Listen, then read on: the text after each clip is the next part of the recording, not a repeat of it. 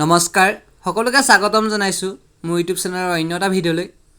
আজি আমি আলোচনা কৰিম টপ আছাম এণ্ড ইণ্ডিয়ান জিকেৰ ওপৰত মুঠ 50টা কুৱেশ্যন আৰু যিকেইটা কুৱেশ্যন আহিবলগীয়া কম্পিটিটিভ এক্সামৰ বাবে অতি গুৰুত্বপূৰ্ণ হ'ব বুলি মই আশা কৰোঁ, কাৰণ মই নতুনকৈ ওলোৱা 5000 পষ্টৰ বাবে বিচাৰি টপ তোমালোকলৈ 50টা কুৱেশ্যন লৈছোঁ আৰু তোমালোকে মোক শেষত কমেণ্ট কৰিবা যে এই প্ৰশ্নকেইটাই তোমালোকক আহিবলগীয়া কম্পিটিটিভ এক্সামত সুবিধা হয় নে নহয়।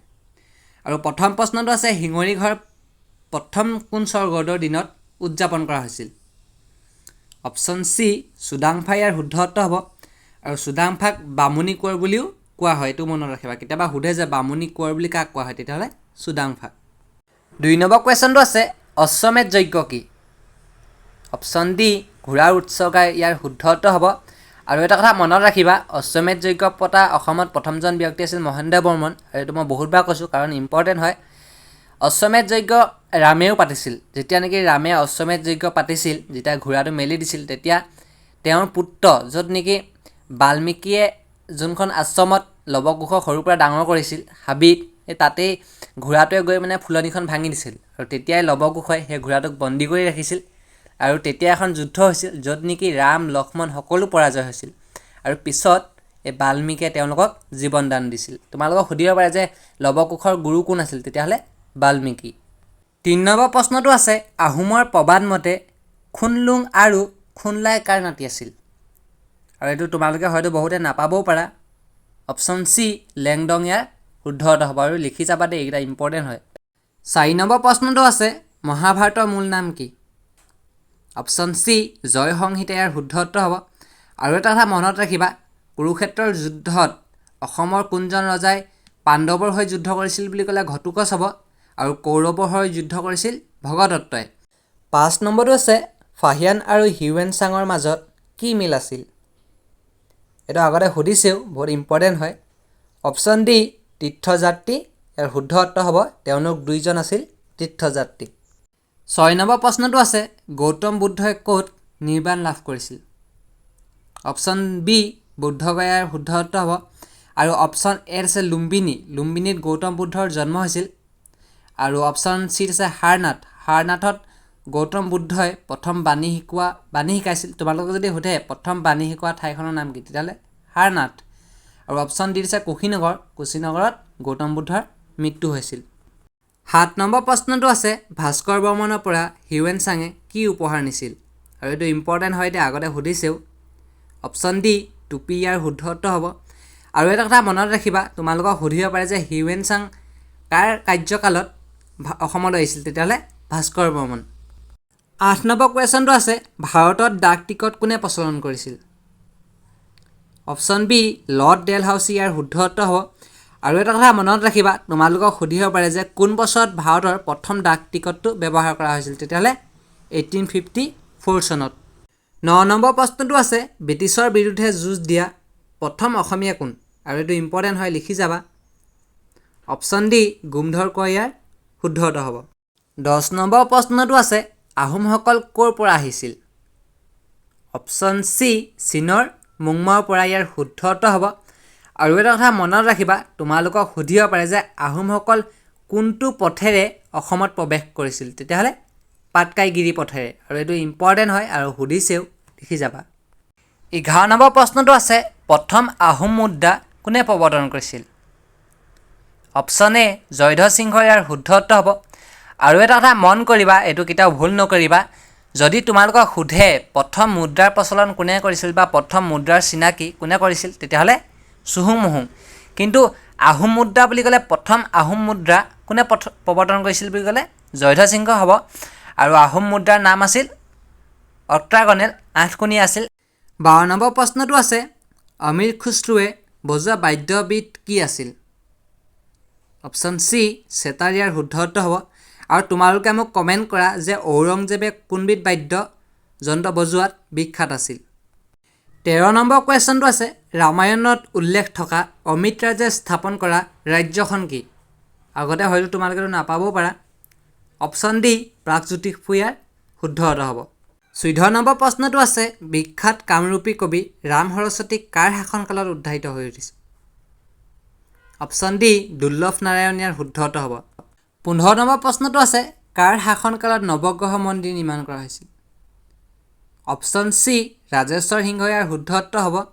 আৰু তোমালোকক সুধিব পাৰে যে নৱগ্ৰহ মন্দিৰটো কোনখন পাহাৰত আছে, তেতিয়াহ'লে চিত্ৰাচল পাহাৰত। আৰু নীলাচল পাহাৰত আমাৰ কামাখ্যা মন্দিৰটো অৱস্থিত। 16 নম্বৰ প্ৰশ্নটো আছে অসমলৈ মানসকলক কোনে আনিছিল? অপশ্যন চি বদন চন্দ্ৰ বৰফুকন ইয়াৰ শুদ্ধ উত্তৰ হ'ব। আৰু মানৰ প্ৰথম আক্ৰমণ হৈছিল 1817 চনত আৰু মানে 3বাৰ আক্ৰমণ কৰিছিল। আৰু তোমালোকে পিছৰ দুবাৰ কমেণ্ট কৰা। আৰু এটা কথা মনত ৰাখিবা, বদন চন্দ্ৰ বৰফুকনক ৰূপসিং বঙালে হত্যা কৰিছিল। আৰু লিখি যাবা, কাৰণ গোটেইকেইটা ইম্পৰ্টেণ্ট হয়, কোনটো সোধে মই নাজানো। আৰু লিখিব কৈছোঁ যাতে লিখি ল'বা। মেছেজ লিখিবলৈচোন বহুত সময় ওলায়। কি কৰিছা, কি নাই, ভাত খালা নাই, কলেজ গৈছিলা নাই, সেনেকৈ লিখি লোৱাতকৈ ইয়াতে বহীত লিখি ল'বা, তেতিয়া একদম এক্সাম হলত পৰীক্ষা ফাইল থৈ আহিব পাৰিবা। 17 নম্বৰ প্ৰশ্নটো আছে কলিকতাত ভিক্টোৰিয়া মেম'ৰিয়েল কাৰ সময়ত নিৰ্মাণ কৰা হৈছিল? অপশ্যন ডি লৰ্ড কাৰ্জন ইয়াৰ শুদ্ধ উত্তৰ হ'ব। 18 নম্বৰ প্ৰশ্নটো আছে টিপু চুলতানৰ ৰাজধানী কি আছিল? তোমালোকে এটা কথা নাভাবিবা যে অসমৰ এক্সাম হ'লে অকল অসমৰে প্ৰশ্ন আহিব, তেনেকুৱা কথা নহয়, ভাৰতৰো আহিব। আৰু মই ইম্পৰ্টেণ্ট এটা দি দিছোঁ, তোমালোকে লিখি যাবা। অপশ্যন চি শ্ৰীৰংগপট্টনম ইয়াৰ শুদ্ধ উত্তৰ হ'ব। 19 নম্বৰ প্ৰশ্নটো আছে ভাৰতৰ সৈতে বাণিজ্য আৰম্ভ কৰা প্ৰথম ইউৰোপীয়ান কোন? অপশ্যন ডি আমি এইটো সকলো জানোৱেই, পৰ্তুগীজসকল। আৰু পৰ্তুগীজসকল ভাৰতলৈ আহিছিল 1498 চনত। 20 নম্বৰ প্ৰশ্নটো আছে কোন চনত কোচ ৰজা নৰনাৰায়ণৰ দ্বাৰা কামাখ্যা মন্দিৰ পুনৰ নিৰ্মাণ কৰিছিল? অপশ্যন এ 1565 চন ইয়াৰ শুদ্ধ উত্তৰ হ'ব। আৰু এটা মনত ৰাখিবা, তোমালোকক সুধিব পাৰে যে অম্বুবাচী মেলা ক'ত পতা হয়, তেতিয়াহ'লে কামাখ্যা মন্দিৰত। আৰু আহাৰ মাহত পতা হয়। অপশ্যন ডিত আছে 1584 চন। আৰু ইয়াতে কি হয়, নৰনাৰায়ণৰ মৃত্যু হৈছিল। 1584 চনত নৰনাৰায়ণৰ মৃত্যু হৈছিল। 21 নম্বৰ প্ৰশ্নটো আছে অসম ৰাজ্যিক বিদ্যুৎ পৰিষদ কেতিয়া গঠন হৈছিল? ধৰি লোৱা এইটো পৰীক্ষাত আহিলে তোমালোকে কোনে কোনে পাৰিবা। অপশ্যন ডি 1958 চন ইয়াৰ শুদ্ধ উত্তৰ হ'ব। 22 নম্বৰ প্ৰশ্নটো আছে উত্তৰ পূব উন্নয়ন বিত্ত লিমিটেডৰ মুখ্য কাৰ্যালয় ক'ত অৱস্থিত? আৰু এইটো সকলোৱে নাজানিবও পাৰা। অপশ্যন ডি গুৱাহাটী ইয়াৰ শুদ্ধ উত্তৰ হ'ব। আজি মুঠতে আমি যিমান পাৰোঁ আলোচনা কৰিম, আকৌ ইয়াৰ নেক্সট পাৰ্টটো বনাম 5000 পষ্টৰ কাৰণে। তোমালোকৰ যদি ভাল লাগিছে মোক কমেণ্ট কৰিবা যে ইয়াৰ নেক্সট পাৰ্ট লাগে নে নালাগে। 23 নম্বৰ কুৱেশ্যনটো আছে অসমৰ কৰিমগঞ্জত কেতিয়া প্লাইউড কাৰখানা স্থাপন কৰা হৈছিল? অপশ্যন ডি 1917 ইয়াৰ শুদ্ধ উত্তৰ হ'ব। 1917 চনত অসমৰ কৰিমগঞ্জত প্লাইউড কাৰখানা স্থাপন কৰা হৈছিল। 24 নম্বৰ প্ৰশ্নটো আছে পঞ্চম বাৰ্ষিক পৰিকল্পনাটো কোনে আগবঢ়াইছিল? অপশ্যন ডি জৱাহৰলাল নেহৰু ইয়াৰ শুদ্ধ উত্তৰ হ'ব। আৰু এটা কথা মনত ৰাখিবা, তোমালোকক সুধিব পাৰে যে পঞ্চম বাৰ্ষিক পৰিকল্পনাটো কেতিয়া আৰম্ভ হৈছিল, তেতিয়াহ'লে 1951 1951 চনত পঞ্চম বাৰ্ষিক পৰিকল্পনাটো আৰম্ভ হৈছিল। 25 নম্বৰ প্ৰশ্নটো আছে মোক তেজ দিয়া মই তোমালোকক স্বাধীনতা দিম, এই কথাষাৰ কোনে কৈছিল বুলি সুধিছে। অপশ্যন এ সুভাষ চন্দ্ৰ বসু ইয়াৰ শুদ্ধ উত্তৰ হ'ব। 26 নম্বৰ প্ৰশ্নটো আছে মানে প্ৰথম অসম আক্ৰমণ কৰোঁতে অসমৰ ৰজা কোন আছিল? অপশ্যন বি চন্দ্ৰকান্ত সিংহ ইয়াৰ শুদ্ধ উত্তৰ হ'ব। 1817 চনত মানে প্ৰথম আক্ৰমণ কৰোঁতে অসমৰ ৰজা আছিল চন্দ্ৰকান্ত সিংহ। 27 নম্বৰ প্ৰশ্নটো আছে কোনজন গ্ৰীকৰ লগত চন্দ্ৰগুপ্ত মৌৰ্যৰ বৈবাহিক মিত্ৰতা নীতি স্থাপন কৰিছিল? অপশ্যন চি আলেকজেণ্ডাৰ ইয়াৰ শুদ্ধ উত্তৰ হ'ব। আৰু এটা কথা মনত ৰাখিবা, বহুতবাৰ সুধিছে, অসমৰ এক্সামতো সুধিছে যে আলেকজেণ্ডাৰ ক'ৰ ৰজা আছিল, তেতিয়াহ'লে মেচিডোনিয়াৰ। 28 নম্বৰ প্ৰশ্নটো আছে অৰ্থবিজ্ঞানৰ পিতৃ বুলি কাক জনা যায়? আৰু এইটো আমি সকলোৱে জানোৱেই। অপশ্যন চি আদাম স্মিথ ইয়াৰ শুদ্ধ উত্তৰ হ'ব। আৰু তোমালোকক যদি সোধে ফাদাৰ অফ পলিটিকেল, তেতিয়াহ'লে কি হ'ব? এৰিষ্টটল। আৰু ফাদাৰ অফ মেথামেটিক্স বুলি ক'লে আমি ক'ম কি আৰ্কিমিডিছ। আৰু ফাদাৰ অফ ছায়েন্স বুলি ক'লে Galileo Galilee.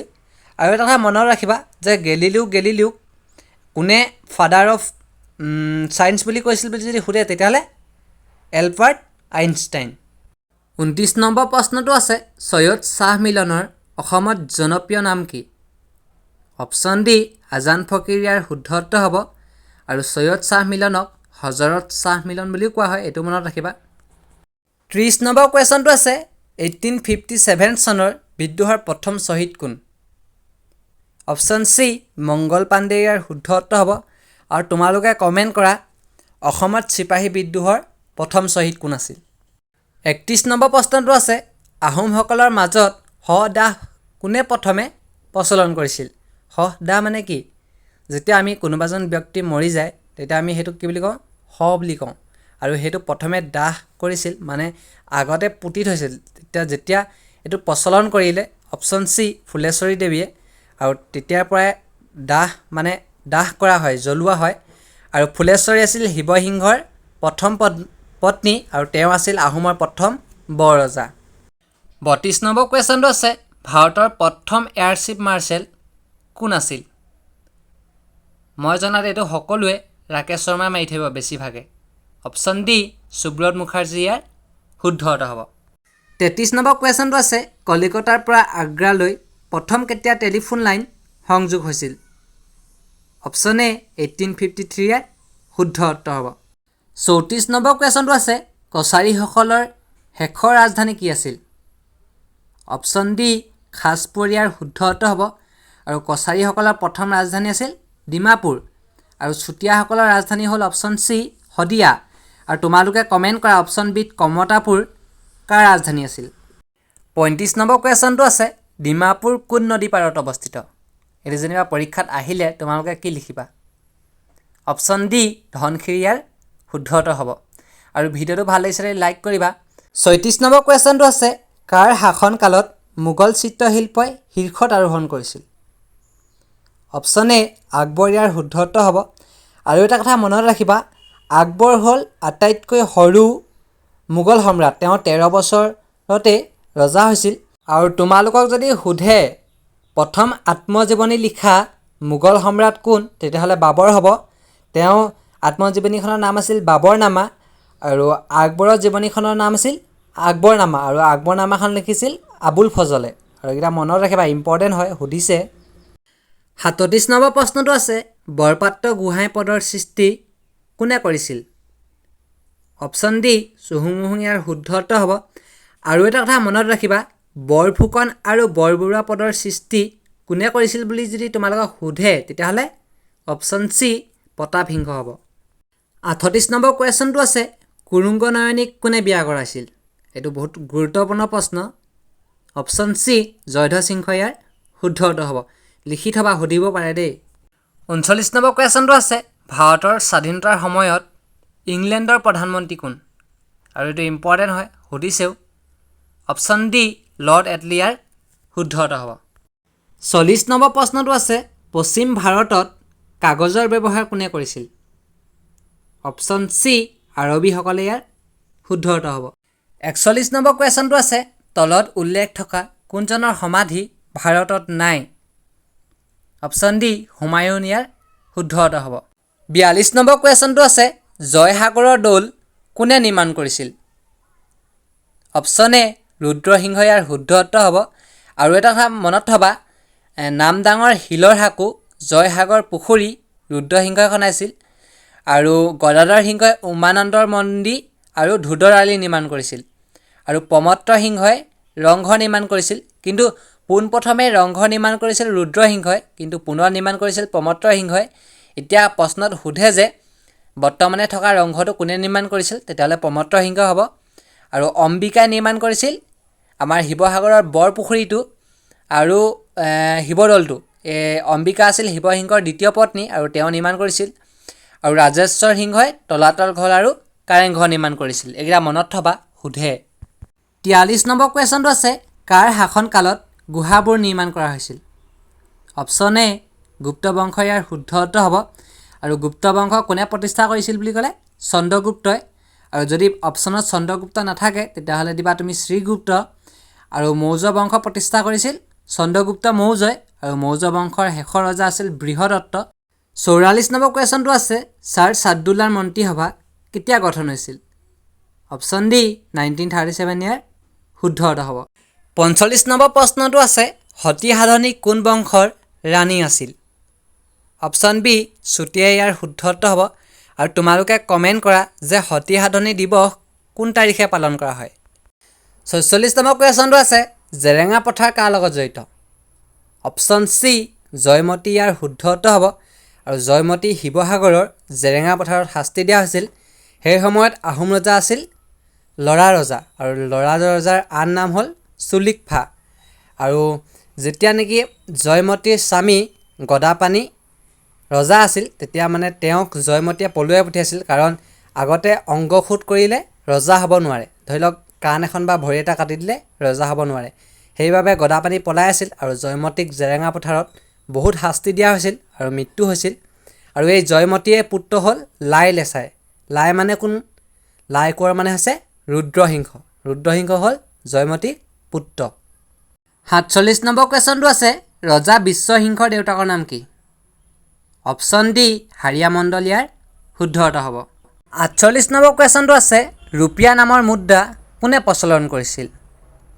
Option D Sher Shah ছুৰিয়াৰ শুদ্ধ উত্তৰ হ'ব আৰু এটা মষ্ট ইম্পৰ্টেণ্ট কথা হ'ল বহুতবাৰ সুধিছে যে গেণ্টাক ৰোডটো কোনে বনাইছিল তেতিয়াহ'লে শ্বেৰশ্বাহ ছুৰিয়ে আৰু গেণ্টাক ৰোডটোৰ মুঠ দৈৰ্ঘ্য আছিল 2400 কিলোমিটাৰ আৰু এইটো আছিল পেছোৱাৰৰ পৰা কলকাতালৈকে আৰু তোমালোকক সুধিব পাৰে যে অপশ্যন চিত আছে হুমায়ুন কোন হুমায়ুন আছিল বাবৰৰ বৰপুত্ৰ আৰু আকবৰ আছিল হুমায়ুনৰ পুত্ৰ 17 নম্বৰ প্ৰশ্নটো আছে যোৰহাটত কেতিয়া আহোমৰ ৰাজধানী স্থাপন কৰা হৈছিল অপশ্যন এ 1794 ইয়াৰ শুদ্ধ উত্তৰ হ'ব আৰু যোৰহাটখন আছিল আহোমৰ শেষৰ ৰাজধানী আৰু আহোমৰ প্ৰথম ৰাজধানী আছিল চৰাইদেউত আৰু চৰাইদেউত চাওলুং চুকাফাই 1253 চনত আহোমৰ প্ৰথম ৰাজধানী স্থাপন কৰিছিল আৰু অপশ্যন বিত আছে 1874 চনত বংগৰ পৰা অসমখন পৃথক হৈছিল আৰু শ্বিলঙত অসমৰ ৰাজধানী স্থাপন হৈছিল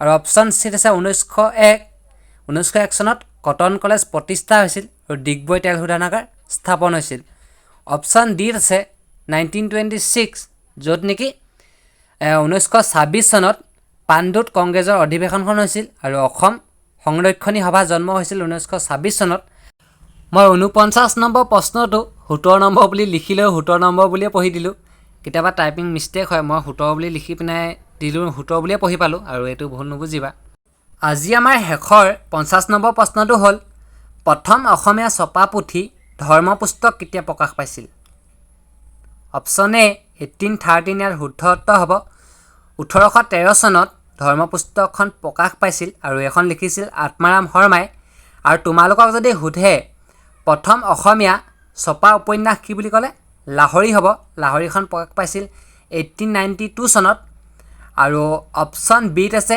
1819ত কি হৈছিল মানৰ দ্বিতীয় আক্ৰমণ মানৰ প্ৰথম আক্ৰমণ হৈছিল 1817 দ্বিতীয় আক্ৰমণ হৈছিল 1819 আৰু তৃতীয় আক্ৰমণ হৈছিল 1821 চনত আৰু অপশ্যন চিত আছে 1823 প্ৰথম বনৰীয়া চাহৰ আৱিষ্কাৰ হৈছিল আৰু আৱিষ্কাৰক আছিল ৰবাৰ্ট ব্ৰুচ আৰু অপশ্যন ডিত আছে 1826 1826 চনৰ 24 ফেব্ৰুৱাৰী তাৰিখে ইয়াণ্ডাবু সন্ধি হৈছিল আৰু এই গোটেই চনকেইটা মনত থবা কাৰণ ইম্পৰ্টেণ্ট হয় আৰু সুধিব আৰু ভিডিঅ'টো ভাল লাগিলে যদি সকলোৱে লাইক এটা কৰি দিবা আৰু এনেধৰণৰ ভিডিঅ' পাবলৈ মোৰ চেনেলটো ছাবস্ক্ৰাইব কৰি ৰাখিবা ইমান মানুহে চায় কিন্তু লাইকো ইমান মানুহে নকৰে ছাবস্ক্ৰাইবো নকৰে ইমান কষ্ট কৰি ভিডিঅ' বনাওঁ এডিট কৰোঁতে বহুত সময়ো লাগে আৰু যদি ভাল লাগিছে লাইক এটা কৰি দিবা ভাল নাই লগা যদি নালাগে বাৰু তোমালোকৰ কাৰণে যদি ভিডিঅ'টো উপযোগী হৈছে বুলি ভাবা তেতিয়াহ'লে লাইক এটা কৰি দিবা ধন্যবাদ লগ পাম বেলেগ এটা ভিডিঅ'ত জয় অসম আৰু তোমালোকে মোক কমেণ্ট কৰা যে ইয়াৰ নেক্সট পাৰ্টটো লাগে নে নালাগে